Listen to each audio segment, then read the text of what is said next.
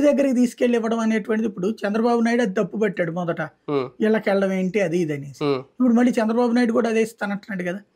కాబట్టి ఏదైతే ఏమైందిలే బాబు ఇస్తాడని జనం నమ్మితే ఇటేస్తారు, లేదు జగన్ చేస్తానదే కరెక్ట్ అనుకుంటే ఇటేస్తారు. నవరత్నాలను చూసే జగన్మోహన్ రెడ్డి గారు గెలిచారు 2019లో అనుకుంటే, ఇప్పుడు ప్రజల విశ్వసనీయతనో లేదంటే జగన్ నిజాయితీ చూసే ఓట్లేస్తారా? అదే కనుక జరిగితే అప్పుడు గెలుపు ఇప్పుడు మళ్ళీ ఎందుకు రిపీట్ అవుతుందని అనుకోవాలి?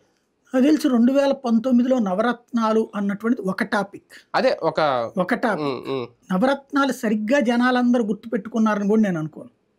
ఇప్పుడు 600 హామీలతో 2014లో చంద్రబాబు గారు ఎవరికి గుర్తుంది? 2 టాపిక్స్ గుర్తున్నాయి, సంపూర్ణ రుణమాఫీ, రైతు రుణమాఫీ. 600 మంది గుర్తుపెట్టుకోరు.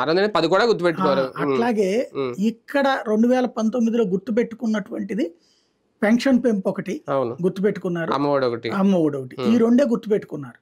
మిగతా అన్ని కూడా విన్నారు అంతవరకే, దాని మీద పెద్ద చర్చ జరగలేదు కూడా. 2019లో నవరత్నాల దాని మీద పెద్ద చర్చ జరగలే, ఎందుకంటే ఇవన్నీ ఏడ జరుగుతాయి, చంద్రబాబు చెప్పి చేయగలిగాడు ఏంటి, సంపూర్ణ రుణమాఫీ, డ్వాక్రా రుణమాఫీ, ఇవన్నీ ఇంకా అంతకంటే ఇస్తానంటున్నాడు, రైతులకి అది ఇస్తానంటున్నాడు, లేకపోతే మహిళలకి ఏదో చేయూత అంటాడు, ముందేం 1500 పెన్షన్ ఇస్తాడు, తర్వాత 18,500 ఇస్తానంటాడు, డ్వాక్రా రుణమాఫీ అంటాడు. బాబు చేయలేని ఈయనేం చేయగలుగుతాడు? రైతులకు పెట్టుబడి సాయం అన్న పదం కూడా బాగానే వెళ్ళింది, 13,000 ఇస్తానన్నది కూడా బాగానే వెళ్ళింది. నేను అన్నది చంద్రబాబు నాయుడు చేశాడు, చెయ్యలేకపోయాడు, ఇక ఇతని వల్ల ఏమవుతుందని అందరూ